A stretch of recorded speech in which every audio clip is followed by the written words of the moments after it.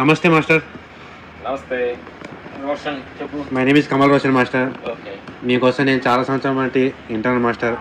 మీరు మెడిటేషన్లో చాలా గొప్ప స్పిరిచువల్ మాస్టర్స్ అని చెప్పేసి చాలా చోట్ల విన్నాను. నేను మొన్నే రాజమండ్రి కూడా వెళ్ళాను. అక్కడ ఒక పిరమిడ్ హౌస్ దగ్గర మూర్తి గారు అని చెప్పేసి ఆయన దగ్గర కూడా వెళ్ళిన తర్వాత అక్కడ నేను మెడిటేషన్ చేద్దాం ఎలాగా అక్కడ అనుకోకుండా మీరు అక్కడ కూడా వెళ్ళారని చెప్పి విన్నాను. మీరు ఇలాగా ఎక్కడ ఉన్నా కానీ స్పిరిచువల్గా మీరు ఏ ప్రాంతం వెళ్ళినా కానీ అక్కడ సంబంధించిన ఆ మెడిటేషన్ యొక్క ఎక్కడున్నాయి మీరు ఎలా తెలుస్తుంది సార్ మీకు ఇవన్నీ? మీకు అంత చిన్నప్పటి నుంచి మీకు ఇది అవగాహన ఉందా సార్, లేకపోతే మధ్యలో వచ్చిందా సార్ ఇది? అది ఎలా మీరు ఇలా స్పిరిచువల్గా మారడానికి కారణం ఏంటి సార్? గుడ్. రోషన్, కమల్ రోషనా? Yes sir, yes master. Roshan, Kamal Roshan అడుగుతున్నాడు, మీరు ఎక్కడికి వెళ్ళినా ఈ మెడిటేషన్ ఇది చూస్తున్నారు, దానికి కారణం ఏంటని. కారణం ఒకటే కారణం, నేను ఊరిని,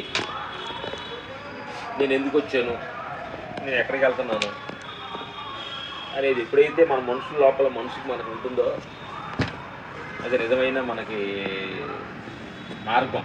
ఊరే మనకి, నేను ఊరిని అనుకున్నప్పుడే మనకు ఒక క్లారిటీ వస్తుంది. అందుకని నా మిత్రులారా, చూస్తున్న నా ప్రేక్షకుడు దేవుడు మనందరి కోసం అడిగాడు. జీవితం అనేది చాలా సింపుల్ పాయింట్, దాన్ని మనమే తెలియకుండా కాంప్లికేటెడ్ చేసుకుంటాం. దాన్నే మనం చాలా భూతాత్మలో చూసుకొని ప్రపంచంలో జరిగే విషయాలన్నింటినీ మనం భూతాత్మలో పెట్టి చూసుకొని మన మీద ఒక నమ్మకం పోతుంది. చాలామంది ఫ్యామిలీలు ఇడిపోయే వాళ్ళు ఉన్నారు. చాలా చిన్న చిన్న విషయాలకి గొడవపడి ఇబ్బందులు పడుతున్న వాళ్ళందరికీ కూడా సేమ్ లేదు. జీవితం అనేది చాలా సింపుల్. మీరు దాన్ని కాంప్లికేటెడ్ చేసుకొని ఓ అని చెప్పి టెన్షన్ పడుతున్నాను మిత్రులారా. చాలా మనం దాన్ని సైలెన్స్గా కానీ మనం కూర్చుంటే చాలా సింపుల్గా ఉండే జీవితం అనేది చాలా చిన్నది.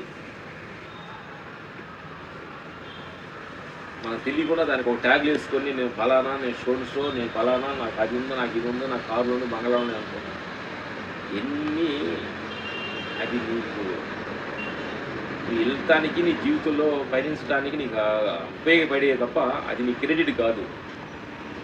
కారు ఉంది, బస్సులో వెళ్ళకుండా, నడిచి వెళ్ళకుండా, సైకిల్ వెళ్ళకుండా, బైక్లు వెళ్ళకుండా కారులో వెళ్తే తొందరగా వెళ్తావు, కూలికి వెళ్తావు. కాబట్టి అది ప్రయాణానికి ఉపయోగపడేది తప్ప దానికి ఆ క్రెడిట్ని వేసుకోవాల్సిన అవసరం మనకు లేదు. అందుకని ఏది మన జీవితంలో మనకు వచ్చినా దాన్ని మనం యాక్సెప్ట్ చేస్తూ హ్యాపీ. కారు ఉందా, ఓకే.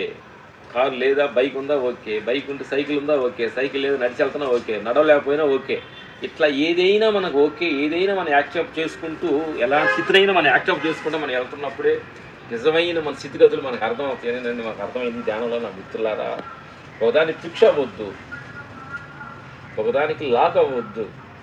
జీవితం అనేది నిరంతరం మారుతూ ఉంటుంది, నిరంతరం అప్ అండ్ డౌన్స్ అవుతూ ఉంటుంది. ఒకే రకంగా ఉండదు జీవితం అనేది, మీరు గమనించుకోవాలి మాస్టర్. ఈ రోజుల్లో యూత్ అందరూ జనరల్గా యూత్ కానీ పెద్దోళ్ళు కానీ జాబులని తన సంపాదన కోసం పొద్దుననక పగలనక రాత్రనక కొంతమంది చాలా బిజీ షెడ్యూల్లో ఉంటున్నారు. ఇంకా కొంతమంది ఖాళీగా ఇప్పుడు చదువు అది, కొంతమంది వాళ్ళ తల్లిదండ్రులు బిహేవియర్ వల్ల కొంతమంది చైన్ స్నాచింగ్ అని, కొంతమంది చెడు మార్గాల్లో వెళ్ళిన వాళ్ళు ఉన్నారు, చెడు మార్గాల్లో వెళ్ళిన వాళ్ళు ఉన్నారు, మంచి మార్గంలో వెళ్ళిన వాళ్ళు ఉన్నారు. కానీ ఈ ఇద్దరు కూడా వాళ్ళ పనుల్లో బిజీగా ఉన్నారు. సో ఇలాంటి వ్యక్తులు ఇప్పుడు స్పిరిచువల్గా ఇలాగ మన ధ్యానం ద్వారా మనం మన ప్రవర్తన మార్చుకోవచ్చు అని వాళ్ళకి అవగాహన కలిగే అవకాశం ఉందంటారా మాస్టర్? ఒకవేళ కలిగితే వాళ్ళు మార్పు ఉంటుందంటారా మాస్టర్? అడిగో మనుషులందరూ అందరూ ఒకే రకంగా ఉన్నాం, కానీ మనుషులు విధ విధాల భావనలతోటి ఒకళ్ళు దొంగ మారుతున్నాడు, ఒకడు మంచిగా చదువుకుంటున్నాడు, మంచిగా ఉన్నాడు. ఈ ధ్యానం ద్వారా వాళ్ళు మార్పు జరుగుతుందా అంటున్నాడు. అంటే పుట్టంగానే ఎవరు దొంగలు కాదు కదా, అందరూ మంచివాళ్ళే కదా. మధ్యలోనే మన పెరిగిన వాతావరణం, కొంతమంది ఆర్థికం, కొంతమంది చెడేస్తనాలకి బానిసలు అయ్యి వాళ్ళు అనుకున్న సంపాదన లేనందువలన అది దొంగతనానికి అలవాటు పడటం, ఇలా దొంగతనాలు చేసిన వాళ్ళు మార్చాలంటే మనకి అలాగ మనకి ఏదైనా ఆశ్రమాలు ఉండి వాళ్ళని ఏదైనా మన అవగాహన గవర్నమెంట్ ద్వారా కానీ లేదా మన కొన్ని ఆశ్రమాలు అంటే వాళ్ళ ద్వారా కానీ మన మార్పుని తీసుకురావచ్చు అంటారా సార్ వాళ్ళలో? మార్పులు మనం తీసుకురావటం అనేది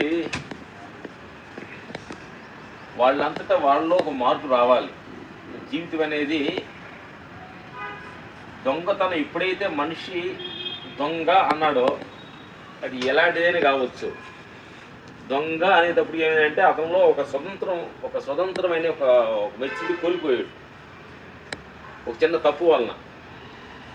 ఆ తప్పు వలన చిన్న స్వతంత్రం కోల్పోయి చేర్చిగా బతకలేడు అనమాట. దొంగ అని ఎక్కడ చూసినా తెలియని ఒక భయంతో బతుకుతాడు అనమాట. అది భయంతో ఎప్పుడైతే నీ లోపల ఉందో జీవితం అనేది మనిషి అనేది చేర్చిగా బతకాలి కానీ భయంతో బతకదు కదా. కరెక్టే కదా? అవును మాస్టర్. హ్యాపీగా రియల్గా ప్రతి దానిలో నేను ఒక ఆనందంగా ధైర్యంగా ఉండాలంటే ఏం చేయాలి? నువ్వు నీతిగా నిజాయితీగా ఉండాలి. అవును మాస్టర్. ఆ నీతి నిజాయితీ ఎక్కడైతే నీకు తప్పిందో లోపల భయం వచ్చింది. భయం వస్తే ఆ భయమే నీలో ఉన్న గుడ్ క్వాలిటీని కిల్ చేస్తాయి. ధైర్యమే నీలో ఉన్న గుడ్ క్వాలిటీని ఇంప్రూవ్మెంట్ చేస్తాయి.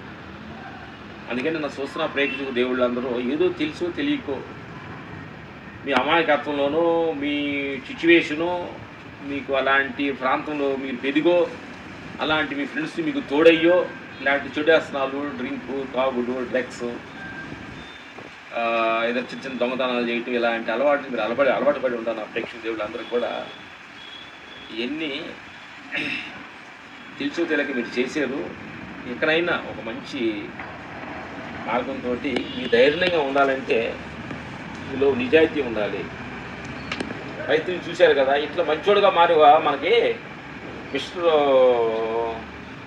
పర్ఫెక్ట్లో మనకి ప్రభాస్ గారిదేనా? అవును మాస్టర్. దానిలో మనకి హీరో ప్రభాస్ గారిని మా కాజులో ఎవరో అవును మాస్టర్ ఇద్దరు హీరోలు ఉంటారు. ఇద్దరు హీరో లవ్ చేయండి నేను లవ్ చేయను అలాంటి వాడు ఎలాంటి వాడు అని పార్ నుంచి వస్తాడు. అవును మాస్టర్. అవును మాస్టర్. దానిలో ఒక మంచి డైలాగ్ ఉంది. అమ్మ ఇప్పుడు దాకా ఇలా చూసావు కదా నా కోసం 10 రోజులు ఆయనలో గుడ్ క్వాలిటీని నువ్వు చూడుముని.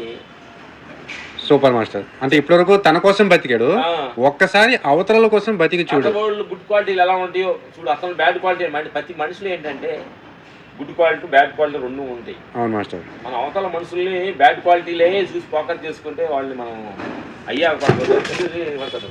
గుడ్ క్వాలిటీ కూడా మనం చూడగలిగినప్పుడు మా వాళ్ళు మంచి గుణాలు తెలుస్తాయి. అందుకని నా మిత్రులారా మీరు తెలుసో తెలియక చిన్న చిన్న తప్పులు చేశారు కాబట్టి ఇక నుంచి వాటిలో నుంచి దూరంగా అయిపోయి ధైర్యంగా సమాజంలో నువ్వు బతకాలంటే మంచి క్వాలిటీస్ నిరూపించుకోమని చెప్తాను. Okay, thank you.